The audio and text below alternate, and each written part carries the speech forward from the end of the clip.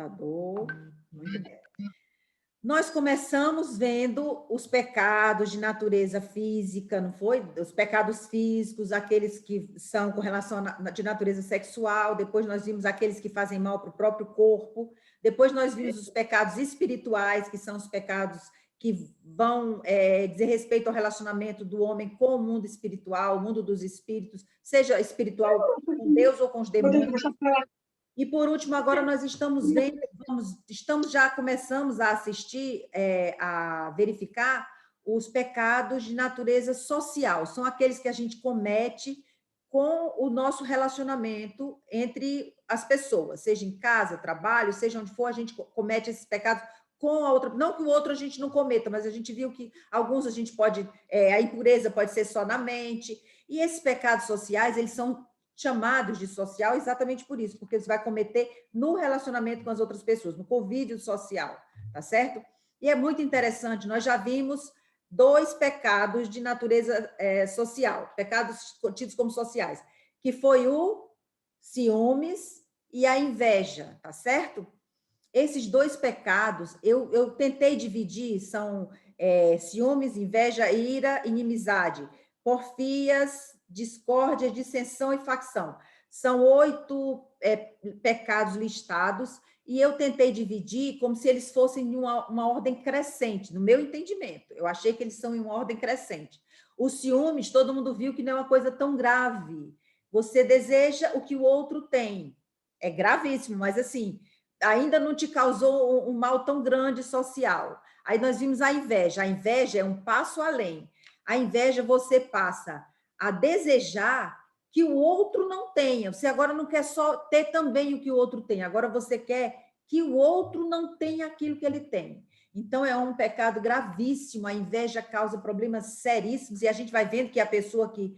quando chegar na dissensão, na facção, a gente vai ver que a pessoa que comete aquilo, ela está corroída já de todos os outros pecados sociais. Ela já faz parte, os exemplos a gente vai vendo. Ela já tem demonstrado inveja, ira, inimizade, ela já demonstrou ciúmes, então a gente está vendo que é uma crescente, a gente precisa cortar isso no nosso coração, evitar que esse sentimento cresça no coração da gente, dos nossos filhos, quando a gente vir que eles estão demonstrando esse comportamento, quando a gente vir uma irmã ou uma pessoa da igreja, vamos dizer, com esse comportamento, a gente tem que ter cuidado, a gente vai ver que a gente não pode tratá-la como sendo uma pessoa, como é que se diz, a gente ter uma inimizade contra ela, a gente vai ver isso hoje, mas a gente precisa saber como vai reagir com relação àquela pessoa que está demonstrando esse tipo de pecado, tá bom? Então, nós vamos compartilhar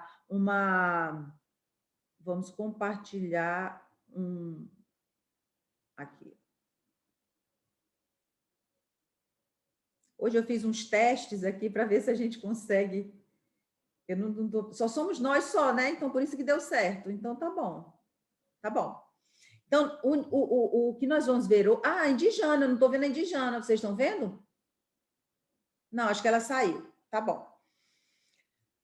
O pecado que nós vamos ver hoje é a inimizade. As inimizades. Então, é um pecado de natureza sexual. Que a gente... desculpa, social. Oi? A Indijana está aí. Ai, eu tô aqui. Tá aqui, tô vendo, pronto. Agora estou vendo a Indijana gravando. Eu gosto de assistir depois e ver o rosto das irmãs.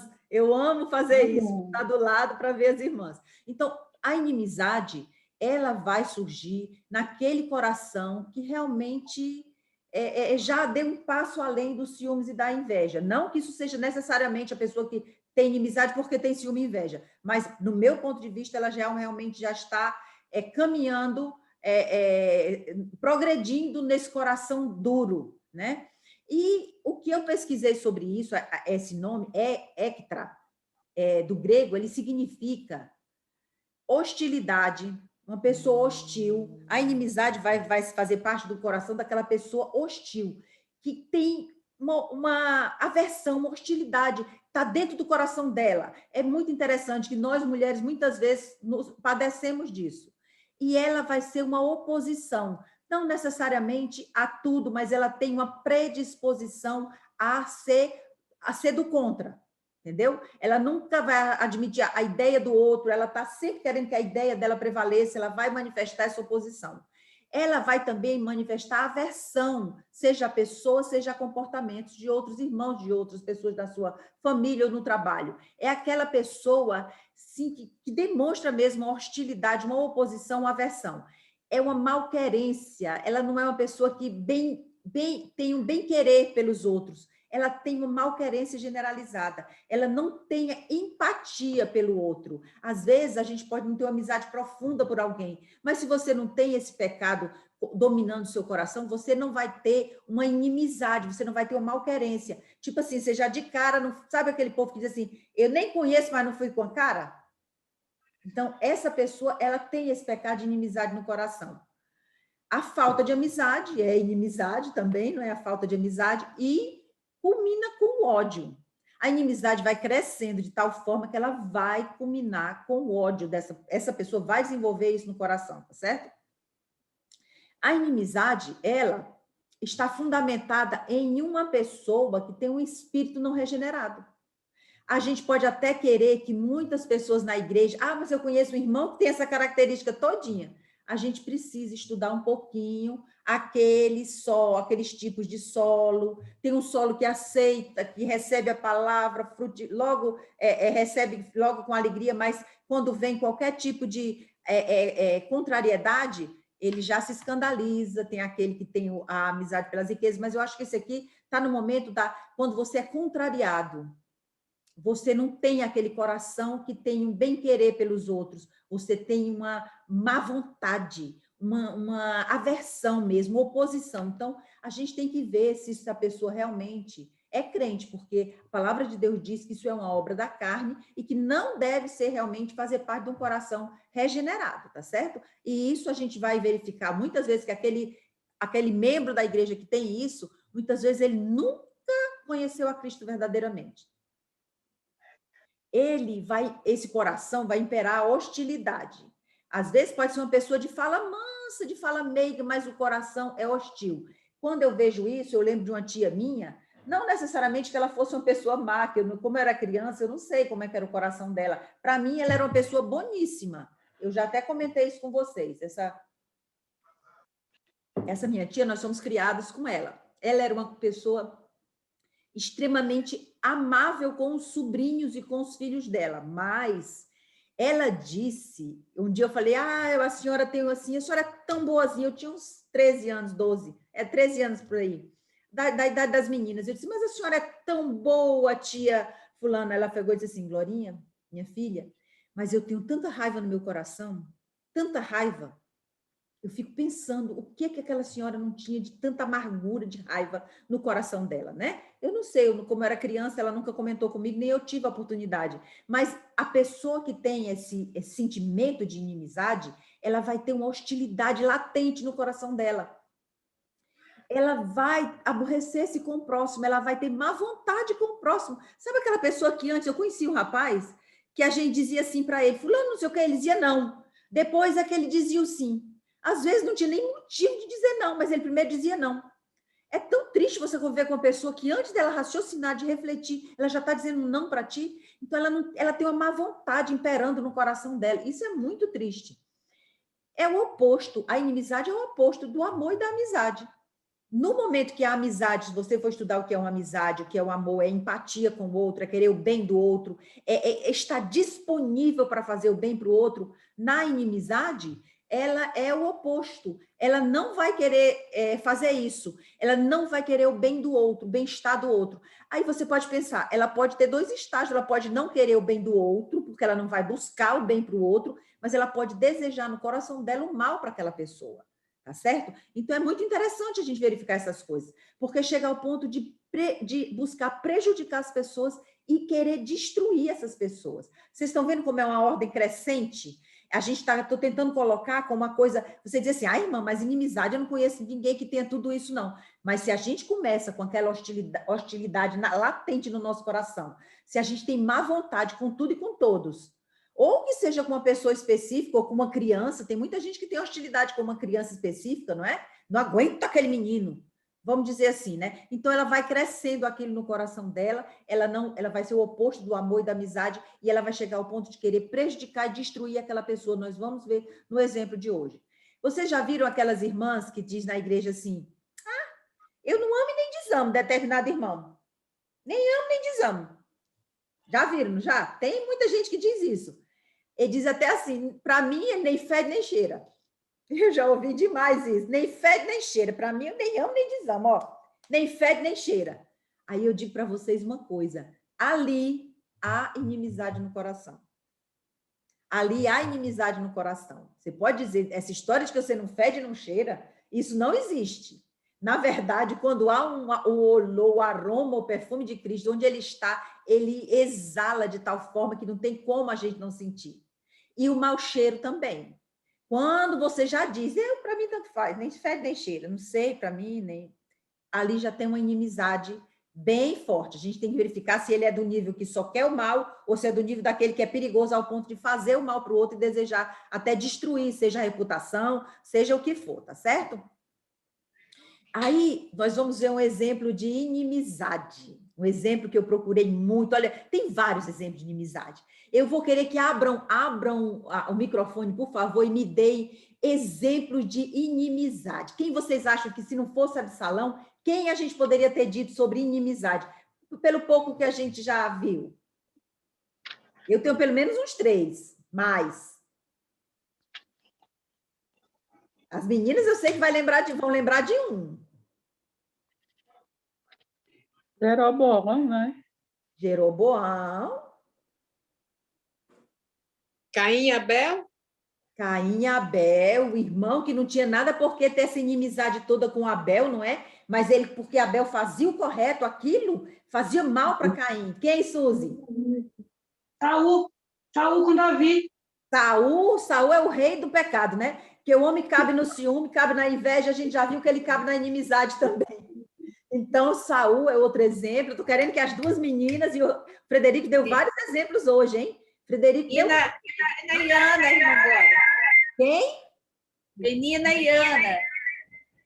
Penina e Ana, não era? A inimizade que estava querendo o mal da outra. A outra não tinha filho e ela ficava incitando, querendo o mal da outra, não é? Que coisa interessante. As meninas têm uma história que é muito contada na EVD, ou então domingo à noite, todo mundo conhece a inimizade que surgiu. Eu vou até dar uma dica, dentro de uma família. Eu não ouvi, mas Jacó com Esaú.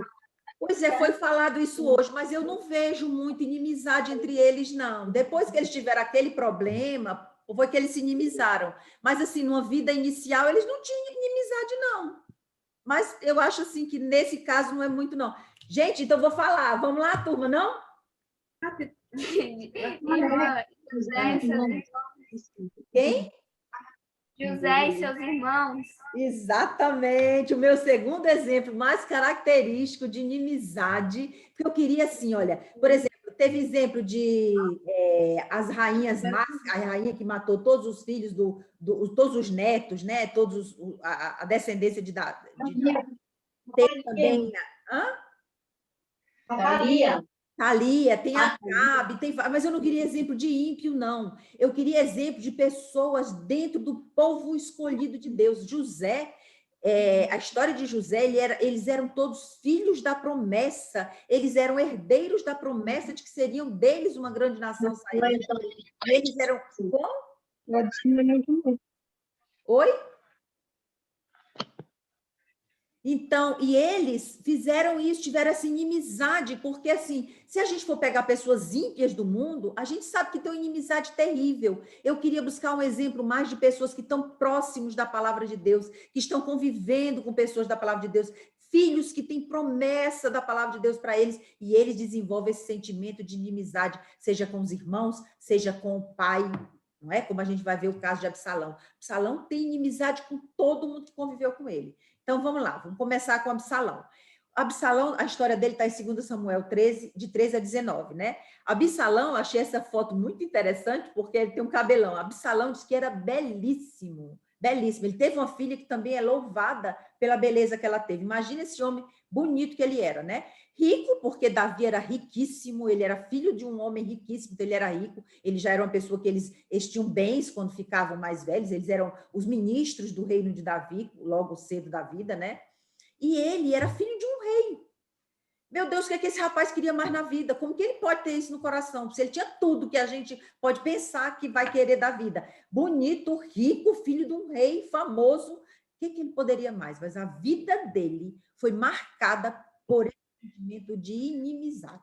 Tá certo? Se a gente for ler, todo mundo conhece a história, eu vou pensar só algumas informações bem interessantes. Vocês lembram que o Davi tinha muitas mulheres e ele teve, no caso, uma irmã de pai e mãe, ele tinha uma irmã de pai e mãe, chamava Tamar, e ele tinha um meio-irmão, vários outros meios-irmãos, mas essa história é com o irmão dele que chamava Amnon, e era irmão só por parte de pai, era de outra mãe. E esse irmão se interessou, é outro pecado pavoroso, uma luxúria, uma impureza imensa, não é? Ele fisicamente se interessou por essa irmã e ele violou essa irmã. E quando ela saiu de lá, Absalão encontrou com ela. E quando todo mundo deveria já saber a fixação que ele tinha pela menina, porque quando ele saiu, ele já olhou para ela e disse assim: Amnon esteve com você, não foi? Ele nem perguntou o que foi que te fizeram, ou não, ele sabia. Então, ele realmente sofreu um agravo muito grande desse irmão. Porque o irmão violou e depois não quis, enxotou a menina como se ela fosse uma prostituta. Então, é uma coisa muito grave? É grave. Mas as reações que Absalão teve com relação a isso não justificam para um homem que era filho de um homem maravilhoso como Davi, um homem que tinha as promessas de que o sucessor dele estaria recebendo todas as bênçãos que Deus prometeu para Davi, e esse homem, ao invés de ter isso no coração, ele tinha essa inimizade, esse ódio dentro do coração dele, né? Então, a gente já sabe o caso, o que aconteceu. Ele simplesmente, depois ele fez que não aconteceu, mas minha irmã, cala tua boca e fica lá em casa, não diz nada. Então, ele já estava, quem tem inimizade, ele trama, ele é incapaz de ir lá com o irmão e dizer: meu irmão, por que você fez isso? E você diz: é errado o que você fez, papai, eu quero que seja punido, isso que ele fez. Não, ele não fez nada disso. O objetivo dele era fazer o mal para aquele rapaz, ele não queria resolver nada, ele só queria fazer o mal. Ele poderia ter dito assim: vai, a moça disse, pede meu pai que ele vai me dar para ti em casamento, não sei como, mas ele disse que daria. E ela disse que ele daria, então por que ele não foi lá e disse: casa, agora vai casar? Não, ele queria só fazer o mal, revidar, dar o troco. A pessoa que sofre desse pecado no coração, é muito característico isso. Ela quer fazer o mal para o outro. Ela não quer saber se o outro vai ser punido com justiça. Ela quer fazer um agravo do tamanho ou maior do que aquele que ela sofreu. Então, ele esperou 2 anos, e nesses 2 anos ele tramou, preparou tudo e fez um banquete, chamou todos os irmãos, chamou o pai para álibi, talvez, né? Porque o pai ele não queria que fosse, com certeza, mas tá bom. Ele chamou o pai disse que não iria, e o Davi é tão... assim, Davi, as pessoas que falam mal de Davi podem falar, mas, por favor, não fale na minha frente. Eu só acho que ele teve uma dificuldade na vida grave, mesmo aquele pecado que ele cometeu gravíssimo, as pessoas são passíveis de cometer erros graves. Só teve um erro que ele cometeu ao longo da vida dele todinho, que foi na forma como ele se relacionava com os filhos dele. É o meu ponto de vista, né? Mas, assim, Davi disse: não, meu filho, não vamos todo mundo não, senão vai ficar muito pesado para você. Ele disse: não, meu pai, eu quero que vá todo mundo. Aí todo mundo foi. Chegou lá, ele tinha acertado com os empregados dele que atentassem contra a vida de Amnon e o matassem. E foi dito e feito, ele matou Amnon numa festa. Vocês lembram o que aconteceu com aqueles anjos que chegaram lá em Sodoma e Gomorra, numa terra ímpia, miserável? O que Ló fez? Não podia fazer o mal com aqueles homens, porque eles estavam hospedados dentro da casa dele. Era a lei da hospitalidade, era a lei da honra do dono da casa. Ele não podia fazer isso. E vários outros. Teve aquele caso daquele levita, que a concubina foi abusada, e depois ele esquartejou e mandou para todos os reis, para todos os termos de Israel, porque aquele homem, o dono, que ele estava hospedado na casa, ele disse: olha, eu tenho 2 filhas. Eu não entendo direito essa parte de entregar as filhas, mas eu acho que ele pensou que se entregasse as filhas, eles não matariam, mas eu não sei. Ele ofereceu, porque era uma desonra muito grande para o dono da casa deixar que o convidado sofresse alguma afronta grave na casa dele. Absalão teve preocupação com isso? Nenhuma. O homem estava na casa dele, era um hóspede dele, era um convidado dele, ele atentou contra a vida daquele rapaz, além de ser irmão, dentro da casa dele. Muito maior foi o agravo que ele fez ao rapaz do que mesmo ao pai, aos outros irmãos, do que o agravo que o infeliz do rapaz tinha feito com a moça, né? Então, ele tramou e matou. Por quê? Porque ele tinha um sentimento de inimizade que foi crescendo, uma aversão, até chegar no ponto do ódio mortal, e ele teve que matar aquele rapaz. E aquele ódio nunca saiu do coração dele, porque nós vamos ver o resto da vida dele, os demais atos dele, que não, ele realmente não tirou ódio nenhum do coração. Aí, aqui, não perdoou, guardou o ódio, tramou vingança e mandou assassinar o rapaz, não é isso? Então, ele é, para mim, um exemplo muito característico dessa crescente que a inimizade vai trazendo no coração. Teve também, aí quando ele matou o rapaz, ele foi exilado por Davi. Davi mandou que ele fosse embora para uma outra cidade. Ele fugiu e foi para a casa do avô dele, lá com os parentes da mãe dele. E aí ele ficou por um tempo lá, não lembro agora se foram 2 anos, mas eu sei que ele ficou um bom tempo lá. E aí Davi tinha um capitão que chamava Joabe, e o Joabe fez, através de uma estratégia de mandar contar uma história para Davi, Davi se comoveu e fez com que Absalão voltasse. Então, esse Joabe era um homem que tinha realmente feito bem para Absalão.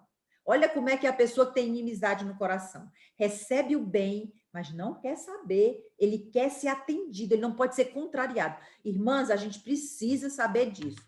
Se nós, quando somos contrariados, nós não sabemos engolir a contrariedade, como dizia minha mãe quando a gente era pequena, a gente não sabe engolir o choro, a gente precisa aprender desde pequena a engolir o choro. A vida vai trazer muitas contrariedades para a gente. Eu agradeço a Deus o tempo que eu estudei sozinha aqui em Manaus, passando dificuldade, ralando, sofrendo, engolindo o choro, ou chorando muitas vezes, na hora de dormir, chorar até molhar lá todo o lençol, e depois, no outro dia, acordar e pegar meu ruminho do ônibus e ir para a minha faculdade. Por quê? Porque a gente aprende a conviver com a contrariedade. Esse Absalão porque queria ver o Davi, ele não queria mais só ficar na cidade de Jerusalém, ele queria estar na presença de Davi, lá dentro do palácio. Aí ele chamou Joabe para conversar com Joabe. Joabe já tinha ajudado uma vez, ele queria agora que fizesse a vontade dele. Vem cá, Joabe. Joabe não foi, porque sabia com certeza o caráter dele. Já no começo ele poderia pensar que foi um erro, mas assim, o primeiro erro a gente até pode achar que foi um erro, mas ele deve ter cometido já outros vários, e Joabe não foi. Não foi. Aí o que ele mandou fazer? Diz que Joabe tinha um campo do lado da terra dele, ele mandou tocar fogo no campo de cevada de Joabe. Tocou fogo, simplesmente. Olha aí, ele não quer saber a quem ele vai prejudicar, o que ele vai gastar, o que ele vai fazer com a reputação do outro, com os bens do outro. A pessoa que tem inimizade no coração, ela quer tirar forra. Ela quer ir à forra, ela quer se vingar. Aí o que aconteceu? Ele tocou fogo no campo de Joabe, Joabe acabou indo lá com ele, foi para perguntar o que ele queria, e ele disse, eu quero estar dentro do palácio. A Joabe foi lá, falou com o rei permitiu que ele ficasse convivendo dentro do palácio com o rei e tudo mais, tá bom. Absalão sabia que Deus havia escolhido Salomão, ele era que seria o herdeiro que sentaria no trono de Davi. Está lá em 1 Crônicas 22:9. Todo mundo sabia, desde a Batseba, a Salomão, ao profeta, todo mundo sabia disso, e ele sabia também. Mas uma coisa que a pessoa que tem inimizade no coração é que a palavra de Deus para ela e nada é a mesmíssima coisa. Ela não está nem aí. O exemplo dela não estou nem aí. Faz sua música, tem uma música, estou nem aí, estou nem aí. A pessoa que tem inimizade no coração não está nem aí para a palavra de Deus. Isso é uma característica muito interessante para a gente notar. Se você estiver cometendo um erro, ou se eu estiver cometendo um erro, e alguém chegar para mim e dizer assim, irmã, isso que você está falando não está bem certo não, irmã. Aí, no lugar de eu chegar e dizer assim, irmã, será? Mostra aí na Bíblia onde é que está. Irmã, mesmo, acho que eu cometi um erro. Eu quero muito que aconteça isso, porque eu quero exercitar isso. Não que eu não cometa erro, eu cometo vários. O Paulo, o Frederico, a Patrícia, aqui em casa, eles perguntam coisas e eu fico, é mesmo, acho que eu queria assim, mas eu não sei. Eu mudo, por quê? Porque a palavra de Deus vai falar comigo, vai falar no meu coração. E sentimentos que eu tenho, a gente está vendo que eu estou estudando, mas eu não sou melhor do que nenhuma de vocês. Eu tenho vários sentimentos desses que a gente está vendo, pecados pincelados no meu coração, uns mais, outros menos, mas quando eu estudo, eu fico tentando que aquilo seja abafado pelo Espírito de Deus, seja dominado pelo Espírito de Deus, e eu possa evitar aquele sentimento no meu coração. Porque ninguém gosta de ser contrariado, realmente isso é um fato. Mas a gente precisa aprender a ser contrariado e sofrer o agravo. Então, o que aconteceu? Ele era o mais velho. Então, o que ele queria? Qual era a lógica? Que ele seria o sucessor. Acontece que Deus não disse assim. Deus disse o contrário. Deus disse que quem vai ser sucessor é Salomão. E esse homem não aceitou ser contrariado. E a inimizade dele foi crescendo, crescendo, a tal ponto que ele planejou uma conspiração, uma traição e uma rebelião contra o rei Davi. Todo mundo sabe da história também, que ele ficava na porta da cidade. A pessoa que tem inimizade, ele vai tramar, ele não vai falar abertamente. Muitas vezes ele tem uma fala mansa na frente da gente, que foi o que ele fez. Quis voltar para lá para o palácio para dizer para todo mundo que ele estava em amizade com o rei, mas por trás ele estava fazendo a perversidade dele, fazendo a maldade, a malquerência dele, o ódio que ele tinha no coração estava sendo executado através dos planos dele. Então, o que ele fez? Foi para a porta da cidade e todo mundo que passava, que ia lá para se apresentar diante do rei, para falar algum negócio, alguma coisa, ele ficava lá na porta e dizia, pegava na mão, quando a pessoa se abaixava para poder fazer uma reverência para ele agarrava e não deixava a pessoa reverenciá-lo, não, como quem diz, eu sou igual a ti, eu não sou um rei, eu sou uma pessoa comum que quer o teu bem. Ah, se eu fosse rei, a sua causa estaria julgada. Se eu fosse rei, você já teria acontecido assim, assim, assado. Então, ele, ao invés de honrar ao pai dele, honrar o Deus que deu a palavra, não. Ele queria fazer a vontade dele e assumir o trono, a revelia do rei Davi e a revelia de Deus. Então, ele montou essa conspiração ao longo dos anos, os anos foram passando, e ele foi ganhando o coração dos bobos. E é isso que acontece muitas vezes na igreja. A gente vê pessoas que são pessoas amabilíssimas. Oh, irmã, não, irmã, sim, irmã. Gente, ninguém fala assim em casa. Eu duvido que a pessoa vai brigar com a filha e vai dizer assim, oh, Rafinha, oh, Alice. Não é assim. Você não é assim, mas você chega na igreja, quando está no convívio social, você se mantém de uma forma que a gente está... As pessoas mais simples, até de malícia, vão dizer assim, mas essa irmã é uma irmã querida demais, maravilhosa, e a gente vê a pessoa tramando tanto caso e mais caso por trás, e a gente precisa abrir o olho, porque a gente não pode fazer parte do plano deles, do plano dos irmãos, das irmãs, das pessoas que muitas vezes não são irmãos e estão dentro da igreja.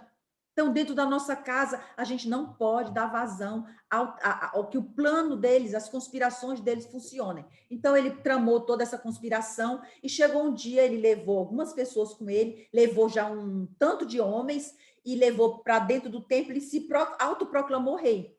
Né? Quando ele se autoproclamou rei, ele sabia, Davi sabia que ele seria morto. Porque o menino que faz isso, um rapaz, um homem, que ele não era mais um menino, o homem que faz isso, ele não quer deixar Davi vivo, não. Ele tem tanto ódio do pai, ele tem tanto ódio dos irmãos. Esse seria daquele que mataria os irmãos todinho, com certeza. Aí, o que aconteceu com ele? Davi foi e se preparou para a fuga. Ele fugiu. Davi fugiu de Absalão, pegou suas mulheres, pegou os seus bens, algumas coisas, o máximo que pôde pegar, mas foi muito pouca coisa. E tanto de gente foi com Davi, e outros ficaram lá na porta da cidade sofrendo pelo que Davi estava passando. Agora, nesse ponto da fuga de Davi, eu gostaria que a gente parasse um pouquinho e nós fôssemos para... vamos lá para abrir a Bíblia e vamos para 2 Samuel, capítulo 15. Todo mundo vai para 2 Samuel, capítulo 15. Porque aqui nesse ponto que eu gostaria de mostrar para as irmãs, enfatizar para as irmãs, a diferença entre o comportamento de uma pessoa que tem inimizade no coração e o comportamento daquele que não tem inimizade no coração. Aquele que crê em Cristo, crê em Deus, no caso de Davi, ele crê nas promessas de Deus, ele é um coração realmente íntegro diante de Deus. Como é que ele faz essas coisas? Tá bom, Davi é um rei poderosíssimo, lembra?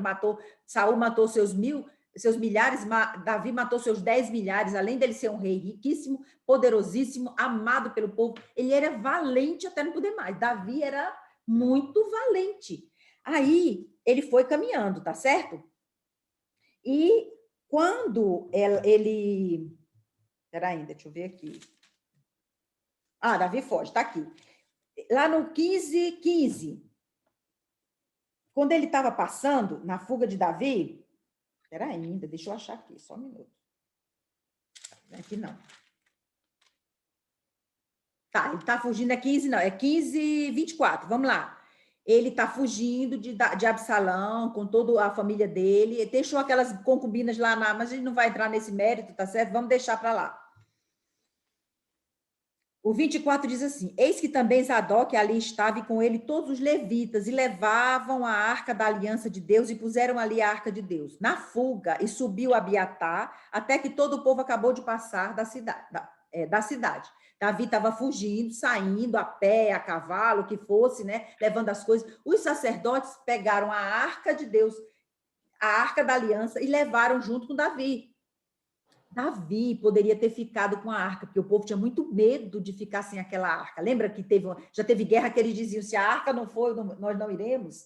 Então, se ele levasse a arca, Absalão ficaria lá em Jerusalém sem a arca de Deus. Mas Davi disse o quê? Olha a resposta de Davi. Então, disse o rei a Zadok, que é o levita, o sacerdote, ele disse assim, ó, 25, torna a levar a arca de Deus à cidade, leva de volta a arca de Deus, que o lugar dela é lá em Jerusalém, lá no templo, né? No tabernáculo. Aí disse assim, torna a levar a arca de Deus à cidade, que se achar graça aos olhos do Senhor, ele me tornará a trazer para lá e me deixará ver a ela e a sua habitação. Ele não foi buscar vingança, ele não foi buscar levar vantagem, porque a arca estava na mão dele. Ele poderia, nesse ponto, ele não agiu como um pai que gostava do filho, não. Ele agiu como um filho de Deus que honra o seu pai. Ele disse, devolve a arca, que a arca vai ficar no lugar dela. Se eu for achar graça diante de Deus, se Deus quiser, ele vai fazer com que eu volte e veja a arca de novo, mas ela no lugar dela. Isso foi, assim, maravilhoso para mim, né? Aí teve mais, ele foi andando. Quando chegou no 16, 5, vamos lá para o 16, 5. Ele foi andando e as pessoas, umas foram com comida, deram comida para ele levar para a viagem, outras foram, mas tinha um homem chamado Simei, lá no 16:5, que ele começa a amaldiçoar Davi. Ele começa a dizer o seguinte, olha, no 16:7, e amaldiçoando o Simei, assim dizia, sai, homem de sangue e homem de Belial, o Senhor te deu a paga de tudo que tu fizeste a Saul. Olha a conversa desse homem. Davi fez alguma coisa a Saul? Ele nem levantou a mão contra o ungido do Senhor, mas esse miserável aqui estava amaldiçoando. Como ele estava por baixo, no momento que estava por baixo, ele estava amaldiçoando a Davi. Homem de sangue, está recebendo a paga de Deus e tudo mais. Aí tá bom. Quando foi no 9, vamos ver o 9. O 9 ele diz assim, ó, Abisai, que era um dos generais dele, dos capitães, dos generais, líder do exército, disse assim, ó, então Abisai, filho de Zeruia, disse ao rei, por que amaldiçoaria este cão morto ao rei, meu senhor? Deixa-me passar e lhe tirarei a cabeça. O general ficou com uma raiva danada e queria tirar a cabeça do homem. Olha o que Davi responde para esse homem. Davi a pé, ou sei lá, numa carruagem, com a cabeça baixa, passando por todo esse problema, ele diz o seguinte, diz, porém, o rei, que tenho eu convosco, filhos de Zeruia. Ora, deixai-o amaldiçoar, pois o Senhor lhe disse, amaldiçoa Davi. Quem, pois, diria, por que assim fizeste? Disse mais Davi a Abisai e a todos os seus servos, eis que meu próprio filho, que saiu das minhas entranhas, procura a minha morte, quanto mais é ainda esse benjamita, deixai que o amaldiçoai, porque o Senhor lhe disse, ou seja, ele disse, entregou na mão de Deus, se ele está amaldiçoando é porque Deus permitiu. Muitas vezes nós sofremos coisas na nossa vida que a cabeça fica a mil, pensando como é que vai se vingar, ou então pensando como é que vai se livrar daquilo. Olha o que Davi deu para a gente de exemplo maravilhoso.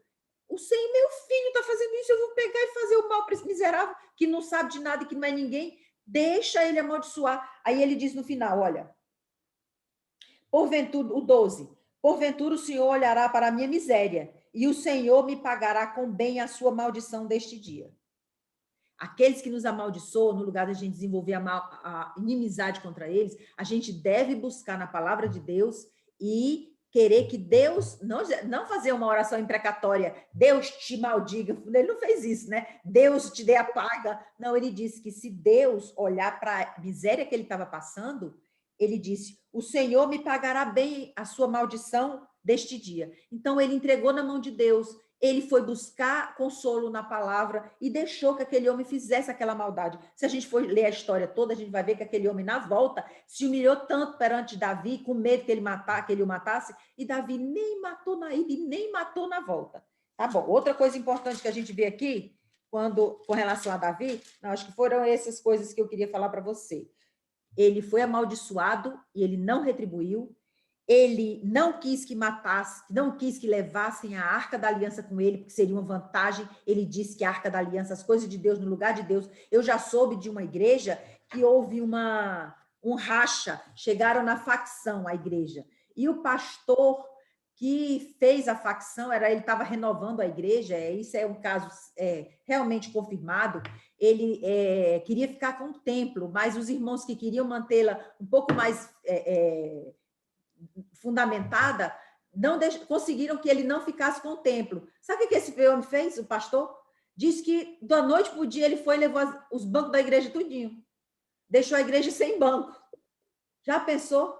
Levou e deixou a igreja sem banco porque ele queria fazer um mal para aquelas pessoas, então levar vantagem. Davi não quis levar vantagem com relação à arca. Ele foi, entregou na mão de Deus e disse que se Deus fosse com ele, ele voltaria para viver, ver a arca no lugar dela. É um exemplo da gente, quando a gente for ofendido ou a gente for ultrajado e aquelas pessoas que têm inimizade contra nós, a gente não revidar, tá certo? Então, vamos lá.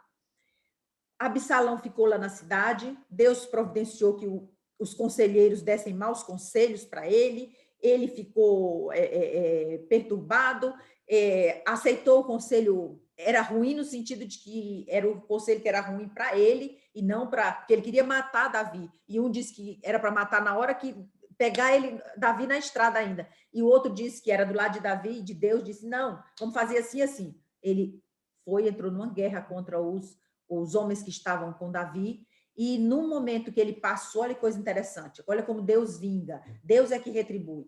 No momento que ele passou entre dois garranchos dos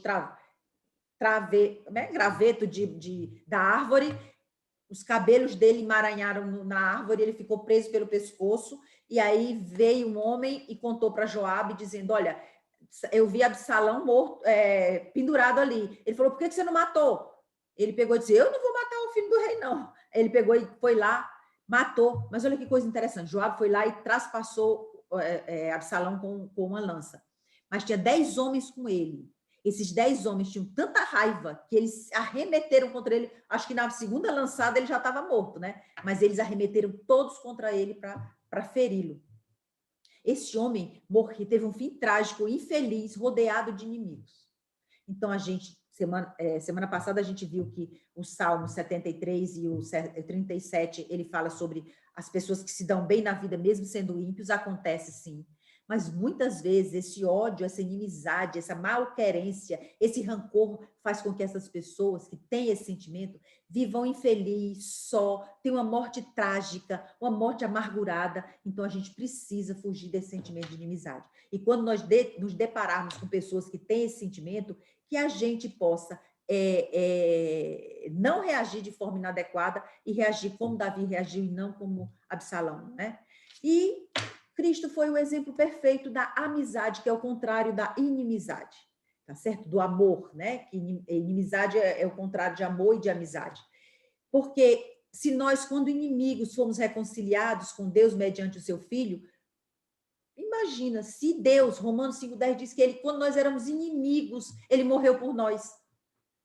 Talvez ele diz em outra parte, diz que talvez por um bom alguém se animasse a morrer, mas você morrer por um inimigo. Então, a gente, quando vira alguém com inimizade conosco, ou com outra pessoa, que a gente lembre sempre que Jesus morreu por nós, porque sendo nós inimigos dele. Então, o exemplo perfeito de amizade é Cristo que morreu por nós, tá certo? Se ele morreu por nós, ele mandou que nós seguíssemos o seu exemplo. É fácil ser o exemplo de Cristo? Não.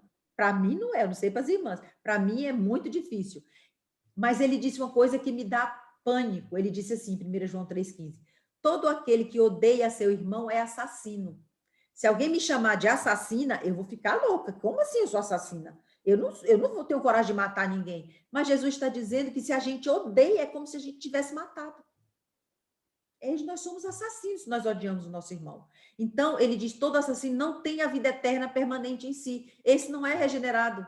Se a gente odeia alguém, se aquela pessoa realmente é uma pessoa que a gente nem fede nem cheira, vamos procurar cheirar. Vamos buscar alguma coisa, todo mundo tem alguma coisa de bom, a gente tem que achar. Se até assim, até no final, se essa pessoa é uma pessoa tão difícil, tão cheia de inimizade, que todo mundo vai ver, aí a Bíblia diz que quando a gente acontecer isso na igreja, tem que a igreja se reunir e tomar uma decisão. Mas enquanto não está isso claro, a gente tem que tratar como irmão, e como irmão a gente tem que procurar fazer com que ele venha aos pés de Cristo, ele venha ter um sentimento adequado, e não nós termos inimizade com ele, que já está tendo comigo, contigo, com o Chico, com a Maria, né? Com todo mundo. Então, a gente precisa seguir o exemplo de Cristo. E ele diz mais, olha, exemplos de amizade, João 13:35, ele diz assim: nisto conhecerão todos que sois meus discípulos, se tiverdes amor uns pelos outros. É verdade, gente, é verdade. Muitas vezes eu sei que as irmãzinhas trabalham em casa. Olha, eu vou dizer um negócio para vocês, eu não trabalho como vocês não, mas eu vou dizer por quê. Porque eu não tenho criança pequena em casa, eu não tenho problema de alergia, eu não tenho que estar limpando a casa todo dia, e a gente vai limpando aqui, limpando ali, e eu já estou aposentada, estou uma velha aposentada. Mas vocês que têm criança, que têm que fazer o almoço, eu sei que é difícil, gente, vocês têm que varrer, têm que limpar, têm que fazer a comida, aí tem que servir a Deus. Imagina, quando aquele menino liga 8 horas, 8:30 da noite, que você já fez tudo, está morta de cansada, e aquele menino liga para ti às 8:30 da noite para conversar, porque ele está precisando conversar contigo. E eu sei que muitas irmãs atendem, todas que eu conheço atendem. E são em vocês que eu me baseio, onde eu tiro o exemplo de vida para mim. Porque eu sou egoísta. Tem horas que eu quero descansar, mas eu vejo que irmãs que têm muito mais afazeres do que eu estão servindo a Deus com qualidade, no OANCE, na sociedade feminina. Muitas passaram o dia fazendo alguma coisa, estão cansadas, mas estão ali servindo a Deus. Quem sou eu? Esse exemplo, para mim, é um exemplo maravilhoso. Então, eu sigo tendo amor uns pelos outros, atendendo o irmão, orando pelo irmão, gastando tempo em ouvir um irmão que está com mais dificuldade, aquele que está sumido já há algum tempo. Então, a gente precisa realmente fazer isso, seja pelos nossos da casa, seja pelos nossos irmãos da igreja. E eu agradeço a Deus porque, pela graça de Deus, eu sei que as irmãs fazem. Eu sei que as irmãs oram pela saúde uns dos outros. E é assim que ele disse que a gente vai demonstrar que é discípulo de Cristo, tendo amor uns pelos outros, não é isso?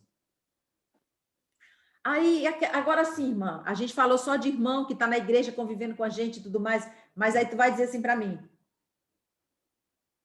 Glória, tem irmão que eu vou te contar, é difícil. É muito difícil. Tem irmão que se diz irmão, pelo menos, mas que é uma coisa. A pessoa tem a palavra má, a pessoa tem uma palavra desagradável, a pessoa é uma pessoa ranzinza, raivosa. Eu soube de uma história que uma irmã contou para mim, que tinha uma irmã na cozinha, que no dia dela, da escala dela da cozinha, eram os irmãos adoecendo tudinho, adoecia tudo quanto era irmão para poder ir para a cozinha com a mulher, porque a mulher era uma peste. Então, eu fico pensando, gente, e aquele irmão verdadeiramente difícil, que opção Deus nos dá? Efésios 4:2, ele diz assim, ó: com toda a humildade e mansidão, com longanimidade, com paciência, né? Com longanimidade, botando a inimizade, a ira para longe, se afastando cada vez mais da nossa ira. Suportai-vos uns aos outros em amor. Então, ele manda que a gente se suporte em amor. A gente não tem opção com aquele irmão difícil, a gente só tem que ter redobrado amor, tentar várias vezes. Aquela criança difícil, a gente viu que teve crianças na nossa igreja que eram difíceis, eu sei que não só fui eu não, que passamos por dificuldade com algumas crianças insuportáveis, e a gente espera, aguarda em amor, e aquela criança se transforma numa criança dócil, maravilhosa. Então, é fácil? Não, mas a gente não tem outra opção, ele mandou que a gente suportasse. Essa figura eu quis colocar aqui, porque, por exemplo, você pode conversar com a pessoa e você fica lembrando das coisas que aquela pessoa fez ou falou. Você tem a opção de falar mal dela para o outro, ou você tem a opção de deixar abafar aquele pensamento ruim que você está tendo daquela irmã, daquele irmão, e tentar falar coisas boas sobre aquela pessoa. Se a gente fizer isso umas com as outras, não é mentir. Também a gente não pode dizer que a irmã é um doce, sendo que a irmã é um poço de dificuldade. Mas a gente precisa diminuir as dificuldades e aumentar o que ela tem de bom. É o que eu penso que é suportar em amor, tá certo? Aí tem o caso das meninas também, que na escola ou na igreja, a gente já viu picuinha de menina na igreja, uma menina falou não sei de quem, não sei de quem, a outra falou não sei de quem, não sei de quem. Então, a gente precisa saber que todos nós vamos ser desagradáveis a algumas pessoas em alguns momentos. A gente não quer ser desagradável para todas as pessoas, todos os momentos. Mas, em algum momento, eu posso falar uma besteira e falar para a irmã que eu dou uma resposta atravessada, ou então eu me manifestei de forma inadequada. Então, o que eu espero que as irmãs façam comigo? Que elas perdoem aquela minha atitude ruim e possam me perdoar, né? E conviver comigo me suportando. Da mesma forma, as meninas, eu sei que criança, menina, adolescente, tem uma dificuldade em escola que todas nós aqui, as meninas, pensam que a gente não foi criança, mas a gente já foi. Todo mundo teve a idade de vocês. E o que acontece na escola? Ou na igreja, mas também mais na escola. Existem grupinhos que ficam falando umas das outras, e ela tem delas que fazem questão de quando você passa a cochichar, para você saber que ela está falando de você. Então, o que você tem que fazer? Suportar aquela pessoa, porque um dia aquela pessoa pode vir a ser tua irmã em Cristo. Tem um caso que andou na rede social aí, na rede, nos grupos, uma história muito comovente. Eu não sei, eu vou contar a missa, mas sem saber o padre, quem foi. O santo. É assim, um rapaz que era cristão no meio dos muçulmanos, e ele sofreu muita perseguição dos muçulmanos. E uma vez foi um garoto em escola, isso em colégio, de 8ª série, sei lá, até o ensino médio. E um dia esse rapaz o muçulmano deu muito naquele cristão. Ele apanhou muito mesmo, se machucou muito. Aí o tempo passou, foi embora e tal, e um dia aquele rapaz muçulmano aparece na igreja do cristão. E eles se reconheceram e foram conversar. E ele aceitou a Cristo, o muçulmano. E o cristão, eu não sei, gente, vocês ouviram a história, eu estou contando meio por alto, mas a moral da história é o seguinte: ele olhou para o muçulmano, o cristão, e disse assim: aconteceu aquilo com a gente, mas você sabe, eu nunca deixei de orar por você nem um dia da minha vida. Ele continuou orando por aquele rapaz que fez o mal para ele. Irmãs, é fácil? Não. É difícil, mas ele diz que a gente tem que suportar uns aos outros em amor, suportar aquela pessoa difícil, sabe, aquela pessoa que tem uma respostinha para ti, aquela pessoa que tem uma palavra desagradável. Colossenses 13 diz assim: suportai-vos uns aos outros, perdoai-vos mutuamente. Caso alguém tenha motivo de queixa contra outrem, assim como o Senhor vos perdoou, assim também perdoai vós. Então é interessante que a gente possa pensar sobre isso. Ele manda que a gente se suporte e que a gente se perdoe, não é? Que a gente se ame. Eu estou falando para aquela pessoa muito difícil mesmo, né? Então, se a gente não tem afinidade com ela, se a gente não tem uma aproximação, mas a gente vai procurar olhar com bons olhos e ver qual característica ela tem de bom, ou, na melhor das hipóteses, ficar orando com mais fervor por ela. Deus pode todas as coisas, até mudar o coração daquela pessoa. Aí tem aqueles que não só são difíceis, mas aqueles que são perturbadores, que nem aquele Acabe miserável que olhou para o profeta e disse: és tu, perturbador de Israel. Perturbador de Israel és tu. Tem aqueles que perturbam na igreja, perturbam no trabalho, perturbam na escola, causam danos, têm raiva da gente. Já pensou? É muito difícil. Aí o que Deus diz desses? Aquela pessoa que tem uma explosão de raiva na tua frente, que a tua vontade é de revidar na mesma hora com ela. O que Deus manda fazer com essa pessoa? Romanos 12, 18 diz: se possível, quando depender de vós, tende paz com todos os homens. É ter paz. É não revidar, é não atacá-la como ela nos atacou. Ela vai até achar estranho e vai sair dali pensando que essa mulher está doida. Eu falei tudo aquilo com ela, ela não disse nada. É o que Deus manda a gente fazer. É fácil? Para mim é muito difícil. Algumas irmãs podem ter mais facilidade. E aquelas irmãs que estão, como eu falei, pode ser em garota, mas pode ser em adulto também. Irmãs ou alguém que fica falando, cochichando, você está vendo que você está falando mal do outro, você está levantando talvez alguma calúnia ou um falso. E o que você deve fazer com essas? Romanos 12, 21 diz: não te deixe vencer do mal, mas vence o mal com o bem. Então, a gente precisa saber que esses comportamentos, a gente tem que pegar esses versículos, fazer para a gente como promessas maravilhosas que Deus nos deu e a gente passar a tratar as pessoas como Ele quer que a gente trate. Acabou. Semana que vem nós vamos ver sobre a ira. Deixa eu ver aqui se eu...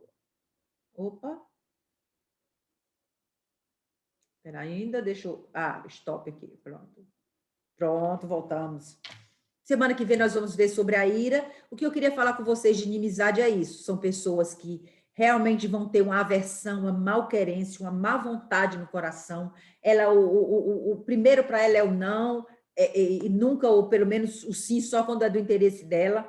São pessoas que vão desenvolver uma raiva, depois vão desenvolver um ódio, vão desenvolver querer te fazer o mal, querer fazer o mal para o outro, e a gente, às vezes, não é o objeto desse mal que ela está querendo fazer, mas a gente pode ver aquela pessoa querendo fazer o mal para outrem. Então, a gente precisa cortar aquilo. Quando chegar na gente, parar aqui. Parou, não vou passar para frente aquele mal que ela quer fazer.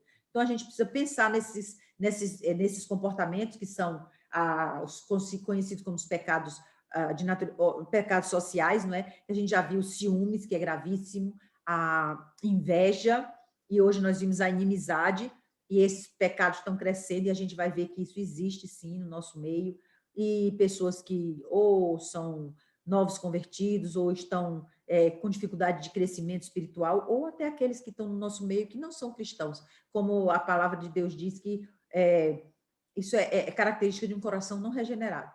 Né? Desenvolver inimizade com o outro. A gente viu de Absalão, e a gente viu como foi que reagiu um homem de Deus que realmente confia no Senhor. Então, que Deus nos abençoe realmente e faça com que a gente possa não ter esses comportamentos no nosso coração. Eu vou parar o vídeo para não ficar muito longo e a gente pode abrir o microfone e falar um pouquinho mais.